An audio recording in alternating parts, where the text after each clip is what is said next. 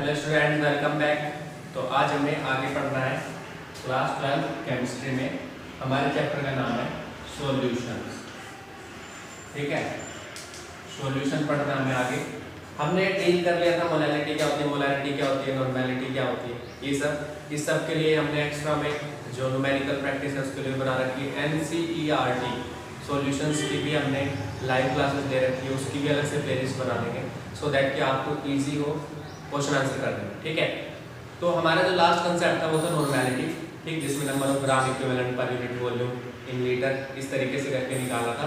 Normality के question आने के बहुत ज़्यादा चांसेस है। 11th में इतना कुछ खास पूछा नहीं जाता, 12th में खासकर पूछा जाता आपसे। ठीक है, बोर्ड एग्जाम्स में भी और कॉम्पिटिशन एग्जाम्स में भी नॉर्मेलिटी फॉर्मेलिटी की, बट फॉर्मेलिटी का उतना ज़्यादा नहीं, नॉर्मेलिटी का इम्पैक्ट काफ़ी ज़्यादा आता है। तो नॉर्मेलिटी आपको ज़्यादा क्लियर होनी चाहिए दिमाग में। नंबर ऑफ ग्राम इक्विवेलेंट कैसे निकलते हैं, इक्विवेलेंट मास कैसे निकलता है, वो बस। ठीक है, अब एक छोटे छोटे पॉइंट्स हैं जो आपको पता होंगे। जैसे देखो, फॉर एग्जांपल अगर मैंने दिया आपको 0.1 molar, this is what molar. ठीक है, और मैंने लिखा 0.1 molar, this is molar, molarity को दिखाता है। एंड दिस इज मोलर, ये मोलैरिटी को दिखाता है। 1 मोलर 1 मोलर ऐसे बोलते हैं। अब क्या होता है 0.1 मोलर का मतलब क्या होता है, इनका मतलब क्या होता है? देखो, ये तो ठीक है, इसका मतलब होता है मोल्स पर लीटर। ठीक है, मोल्स किसके, सॉल्यूट के। और इसका मतलब क्या होता है, मोल्स किसके, मोल्स सॉल्यूट के इसमें भी डिवाइडेड बाय पर केजी। और केजी किसका है, ये सॉल्वेंट का, और इसमें लीटर किसका है, सॉल्यूशन का। यानी अगर ऐसा लिखा हुआ तो इसका मतलब क्या है, 0.1 mole of solute is dissolved in 1 litre of solution. ठीक है, ये पॉइंट बहुत हेल्पफुल होते हैं, किसमें न्यूमेरिकल्स में ऐसे वैल्यू दे देगा, फिर आपको वहां से फाइंड करना होता है। ठीक है, ऐसे सेम इसमें इसका मतलब क्या है, 0.1 moles of solute dissolved in 1 kg of solvent। ठीक है, सॉल्वेंट में डिसॉल्व है। अगर मान लो आप कहते हो सोडियम क्लोराइड डिसॉल्व है वाटर में, तो उसके लिए इसका मतलब क्या होता है, 0.1 moles of sodium chloride dissolve in 1 kilogram of water. ऐसे ये पॉइंट ऐसे बन गए। तो ये खासकर ये इन दोनों में खासकर आपको ऐसी वैल्यूज देगा, और वहां से आपको पता लगाना पड़ेगा मोल्स क्या होते हैं, मोल्स क्या निकल रहे हैं, वॉल्यूम कितना दे रखा है, सॉल्वेंट का वेट कितना दे रखा है। ठीक है, सो इजी है, ऐसा कोई टफ नहीं है। आप न्यूमेरिकल्स करोगे तो प्रैक्टिस करने के बाद आ जाएगा, एक दिन में नहीं आने वाला किसी कंसेप्ट। ठीक है, आप सबको लगता है कि वीडियो देखकर कहते वाह कोई तो समझ में नहीं आ रहा, चलो कहीं और देखते हैं, तो ऐसा कभी कुछ नहीं होने वाला। ठीक है, science is related with mathematics, और मैथमेटिक्स में कंसेप्ट्स मैटर रखते हैं, उसके साथ उससे ज़्यादा मैटर रखता है कि आपने प्रैक्टिस कितनी की। ठीक है, प्रैक्टिस करोगे तो कंसेप्ट धीरे धीरे तभी क्लियर होता है, एकदम में नहीं होता। ठीक, और उसके रिगार्डिंग उससे रिलेटेड क्वेश्चन कितने पढ़ते हैं। अब हमारा नेक्स्ट टॉपिक है दैट इज सोल्यूबिलिटी। सोल्यूबिलिटी। ठीक है, मैं अपने लेक्चर्स इसके अकॉर्डिंग बना रहा हूँ सो दैट आप ज़्यादा डीप में भी ना जाओ और ज़्यादा एकदम बड़े लेक्चर्स भी ना बने, और आपको टॉपिक्स भी ज़्यादा क्लियर हो जाए, point two point, point two point. ठीक है, सोल्यूबिलिटी पहले हम देखेंगे। सोल्यूबिलिटी, तो सबसे पहले सोल्यूबिलिटी का मतलब क्या होगा कि कोई भी एक सोल्यूट किस में डिसॉल्व है, किसी सॉल्वेंट में डिसॉल्व है। सोल्यूबिलिटी हम किससे देखेंगे, सोल्यूट क्या है, डिसॉल्व है सॉल्वेंट में। वो 100 ग्राम वाली डेफिनेशन मत लिया ना दिमाग में, अभी कुछ नहीं पढ़ रहे हैं, सोल्यूबिलिटी की बात कर रहे हैं। जस्ट सोल्यूबिलिटी हम कैसे चेक करेंगे, सोल्यूट है सॉल्वेंट में डिसॉल्व है तो सॉल्यूशन बनेगा। ठीक है, अब सॉल्यूशन दो टाइप के होते हैं। फर्स्ट होता है सैचुरेटेड एंड सेकंड होता है अनसैचुरेटेड। इजी है, ये टर्म सिर्फ समझने के लिए, याद आपको वैसे भी हो जाएगी। सैचुरेटेड सॉल्यूशन वो सॉल्यूशन होता है जिसमें और ज़्यादा सॉल्यूट आप ऐड नहीं कर सकते। फॉर एग्जांपल, अगर आप सोडियम क्लोराइड को पानी में घोलने लग जाओ, डिसॉल्व करने लग जाओ, डिसोल्यूशन होते होते एक टाइम ऐसा आएगा जब नॉर्मल टेम्परेचर पर नहीं होगा, फिर आप उसे हीट करोगे तो हीट करने के बाद भी डिजोल्व करोगे, करते जाओगे, एक टाइम आएगा जिसके बाद उसमें और ज़्यादा नमक ऐड अब आप करोगे तो डिजोल्व नहीं होगा। ठीक है, तो सैचुरेटेड सॉल्यूशन क्या होता है, जिसमें कि और ज़्यादा सोल्यूट आप ऐड नहीं कर सकते, और ज़्यादा सोल्यूट डिजोल्व नहीं होने वाला, डिजोल्यूशन वहाँ पर नहीं होगा, उसे हम क्या बोल देते हैं, सैचुरेटेड सॉल्यूशन। और अनसैचुरेटेड जिसमें डिजोल्व हो सकता है। सैचुरेटेड समझ में क्लियर हो जाना चाहिए कि जिसमें अभी आप और डिजोल्व कर सकते हो वो सैचुरेटेड है। एक पॉइंट आगे वो डिजोल्व, उसमें एक पॉइंट आएगा एक पर्टिकुलर, जहां पर जाके आपका जो सोल्यूट पार्टिकल का डिसोल्यूशन है वो बंद होता है, उसको हम बोलेंगे सैचुरेटेड। और उससे पहले पूरी स्टेट क्या कर लेंगे, अनसैचुरेटेड। अनसैचुरेटेड सॉल्यूशन यानी कि जिस सॉल्यूशन में और सोल्यूट पार्टिकल को हम डिसॉल्व कर सकते हैं। ठीक है, तो ये हो गया डिसोल्यूशन वाला। अब एक टर्म आती है क्रिस्टलाइजेशन। क्रिस्टलाइजेशन का मतलब क्या होता है आपका, कि जो सॉलिड सोल्यूट पार्टिकल्स होते हैं ना वो एक दूसरे के साथ जुड़ जाते हैं। क्या होता है, एक दूसरे के साथ जुड़ जाते हैं तो वो बन जाते हैं क्रिस्टल, तो उसका हम बोलते हैं क्रिस्टलाइजेशन। अब उसका मतलब क्या है, क्या कहना चाह रहे हैं, तो सैचुरेटेड सॉल्यूशन पे क्या स्टेट बनती है कि जितना डिसोल्यूशन होता है उतना ही क्रिस्टलाइजेशन होता है। जितने नंबर ऑफ पार्टिकल्स टूटते हैं उतने नंबर ऑफ पार्टिकल्स से क्या हो जाते हैं, जुड़ जाते हैं। इस वजह से वहां पर और ज्यादा सोल्यूट डिसॉल्व होता नहीं। 1 ग्राम आपने डाला वो डिसॉल्व, 1 ग्राम में वापस से क्रिस्टल में बदल गया। इस तरीके का, यानी कि एक ऐसी स्टेट जिस पे डिसोल्यूशन और क्रिस्टलाइजेशन सेम रेट पे होते हैं, जिस रेट से डिसॉल्व हो रहा है उसी रेट से क्रिस्टलाइजेशन होता है, उसको हम क्या बोल देते हैं, saturated state of the solution. तो ये हो गया सैचुरेटेड सॉल्यूशन, ये हो गया अनसैचुरेटेड। ठीक है, अब हमारे पास नेक्स्ट जो पॉइंट है, किसी भी सॉल्यूट की सॉल्युबिलिटी कैसे पता लगती है, किसी भी सॉल्यूट की सॉल्युबिलिटी कैसे पता लगती है कि भाई सोडियम क्लोराइड की सॉल्युबिलिटी कितनी है, पोटेशियम सल्फेट की सॉल्युबिलिटी कितनी है, कोई भी सॉल्यूट लिया हो उस सॉल्यूट की सॉल्युबिलिटी कितनी है, तो हम क्या कहेंगे, 100 ग्राम ऑफ सॉल्वेंट में, 100 ग्राम ऑफ सॉल्वेंट में सैचुरेटेड सॉल्यूशन बनाने के लिए कितना अमाउंट सॉल्यूट आपको ऐड करना पड़ेगा। Clear, simple.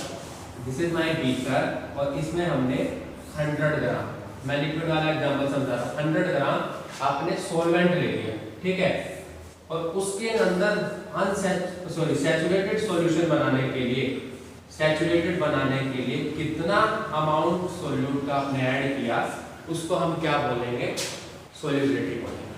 ठीक है, फॉर एग्जांपल अगर आपने 100 ग्राम सॉल्वेंट, ठीक है, 100 ग्राम सॉल्वेंट मान लो हम ले लेते हैं आपकी बार कि वाटर है, 100 ग्राम वाटर में कितनी अल्कोहल आप उसके अंदर डिसॉल्व कर सकते हो।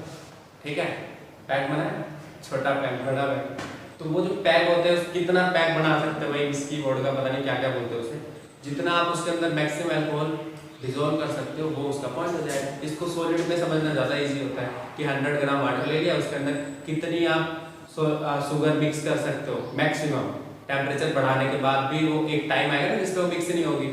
ठीक है, तो उस टाइम तक कितना आपने उसके अंदर शुगर ऐड कर दी 100 ग्राम वाटर में, उसको हम क्या बोलते हैं, उसका सैचुरेटेड सॉल्युबिलिटी बोल देंगे, सॉल्युबिलिटी ऑफ शुगर।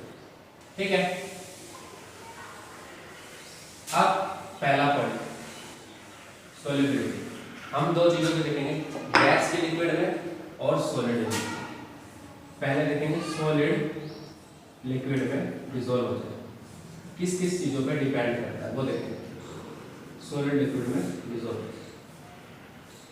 ठीक है, फर्स्ट होता है नेचर पे डिपेंड करता है कि नेचर कैसा है। नेचर यानी कि अगर आपका सॉलिड कैसा नेचर, पोलर, पोलर पढ़ चुके हैं हम पहले, पोलर क्या होते हैं, positive negative, electronegativity difference, positive negative create हो जाता है।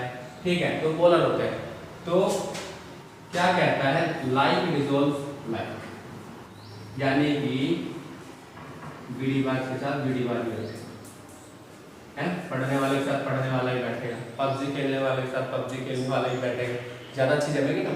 तो लाइक डिसॉल्व लाइक, यानी जो जैसा है वो उसी के साथ डिसॉल्व हो। इजी कंसेप्ट है, जनरल लाइफ में देखने को मिलता है। तो लाइक डिसॉल्व लाइक का मतलब है कि पोलर पोलर में डिसॉल्व होगा और नॉन पोलर आपका नॉन पोलर में डिसॉल्व हो जाएगा। ठीक है, पोलर पोलर में डिसॉल्व होगा, नॉन पोलर में डिसॉल्व होगा। ये पहला कंसेप्ट है।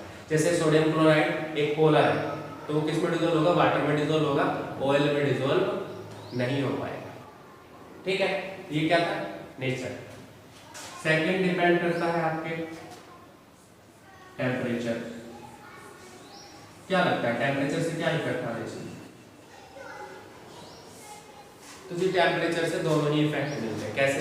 अगर कोई सोल्यूट पानी में डिसॉल्व होता है विद एग्जॉशन, या आप कह सकते हो विद इवोल्यूशन, कई लोग एग्जॉशन बोलते हैं, कई लोग इवोल्यूशन बोलते हैं, with the evolution of heat, that means वहां पर हीट निकल रही है। इवोल्यूशन ऑफ हीट का मतलब सोल्यूट आपने ऐड किया और वहां हीट निकलती है।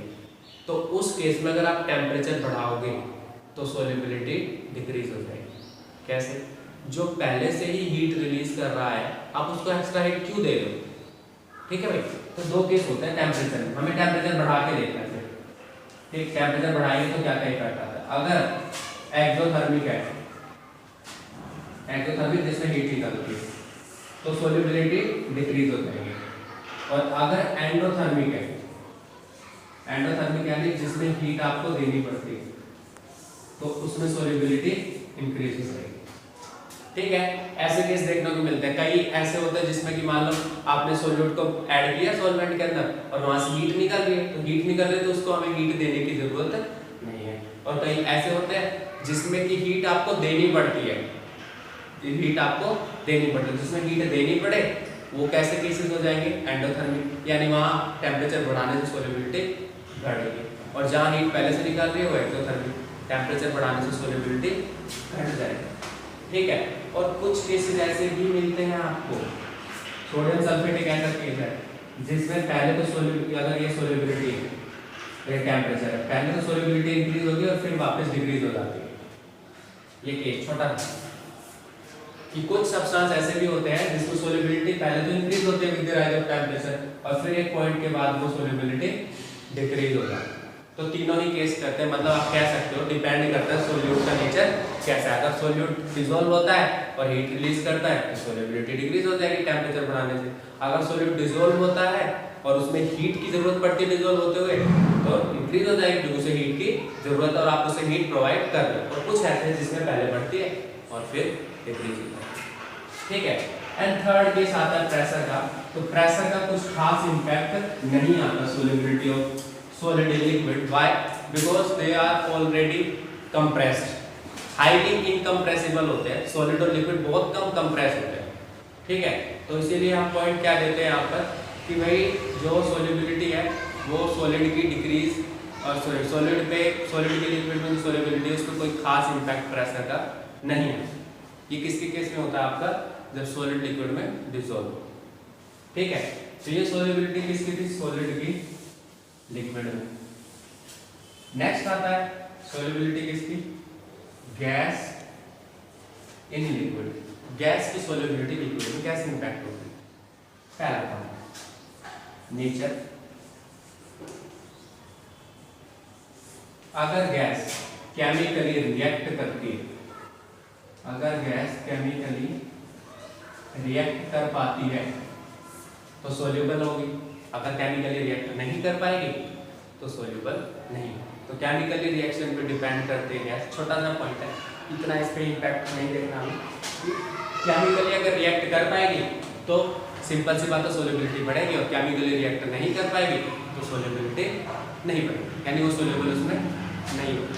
ठीक है, ये किसका था? नेचर का। इसमें दो मेन स्पेसिफिक केस है। प्रेशर का जो क्वेश्चन है उससे ज्यादा पूछा जाता है। सेकेंड पॉइंट जो आता है वो आपका आता है कि टेम्परेचर का क्या इम्पैक्ट आता है। टेम्परेचर का क्या इम्पैक्ट आता है? तो temperature most of the gases जो होती है वो हाईली एक्सोथर्मिक होती है। जब वो आप उसको डिसॉल्व करोगे ना किसी लिक्विड में तो क्या होता है? Mostly they are the reaction is exothermic, और एक्सोथर्मिक रिएक्शन होगा तो ऐसी बात है वहाँ सोल्युबिलिटी क्या हो जाएगी? डिक्रीज हो जाएगी। ठीक है, और अप्रोक्सीमेटली हम क्या कहते हैं मोस्ट ऑफ द गैसेस जो होती है वो डिसॉल्व होती है with the evolution of heat. That means that is a exothermic reaction. और वो अगर एक्सोथर्मिक रिएक्शन है तो सोल्युबिलिटी उसमें टेम्परेचर बढ़ाने के साथ डिक्रीज हो जाएगी। But there is exception H2 and inert gases, इनकी सोल्युबिलिटी थोड़ी बहुत बढ़ जाती है with the rise of temperature.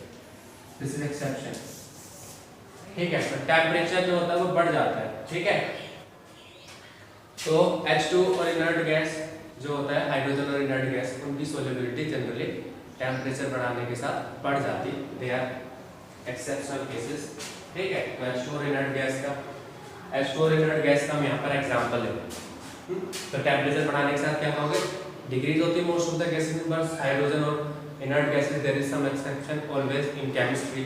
तो थोड़ा बहुत टफ हो जाती है केमिस्ट्री, थोड़ा एक्सेप्शन, इतने भी नहीं है बट एक्सेप्शंस प्रेजेंट होते हैं, ठीक। इस वजह से यहाँ पर ऐसा होगा।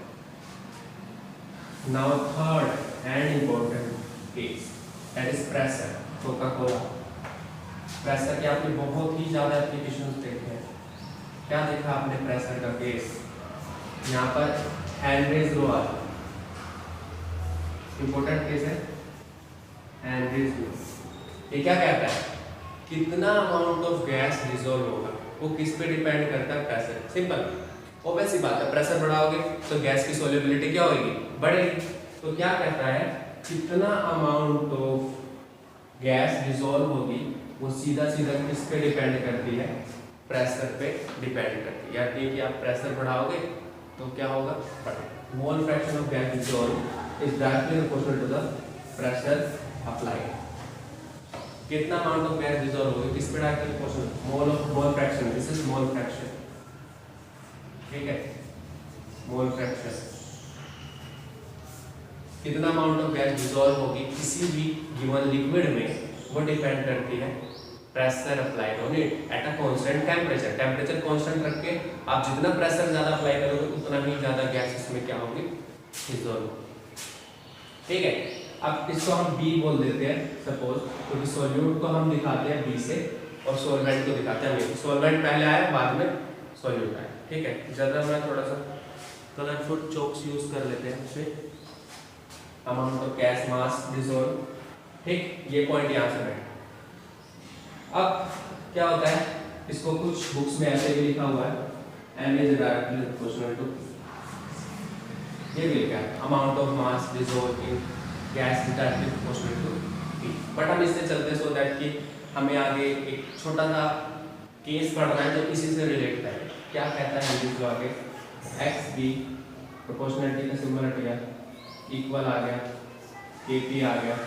हेनरी ने कैसे डिवाइड किया, एक्स बी बाय के इज इक्वल टू P, और 1 बाय के जो है इसको कांस्टेंट नाम देंगे, तो इसकी वैल्यू बन गई P is equal to KH into में, ठीक है। इजी है, x B directly proportional to P, proportionality का सिंबल हटाया, K आया, K को डिवाइड में लिया है 1 by K x B, 1 by K is KH, that is Henry's constant. ये हेनरीज ने अपनी तरफ से इक्वेशन दी थी एक तरीके की कि भाई अमाउंट ऑफ गैस डिसॉल्व यानी मोल फ्रैक्शन गैस का जो डिसॉल्व होता है वो डायरेक्टली प्रोपोर्शनल होता है प्रेशर अप्लाइड ऑन। ये केस भी अगर आपको दिखा हो तो इसकी भी डेरिवेशन ऐसी जाती है m k इनटू में, ठीक है। अगर दिख रहा हो वो पॉइंट, वो कॉर्नर दिख रहा होगा आपको, जस्ट आप इसका m is equal to kp लिख देते। कुछ बुक्स में ऐसे दे रखा है, कुछ में ऐसे दे रखा है, चॉइस आपकी। मैं हेनरीज लॉ ये वाला प्रेफर करता हूँ क्योंकि इसी के बेसिस पे आपके राउंड्स लॉ वगैरह बनेंगे, ठीक है। तो ये हमारी होगी सोल्युबिलिटी। अब हम जो आगे पढ़ने वाले हैं वो नेक्स्ट लेक्चर में पढ़ेंगे जिसमें हम राउंड्स लॉ वगैरह ये सब डिस्कस करने वाले हैं। तो मिलते हैं नेक्स्ट वीडियो में।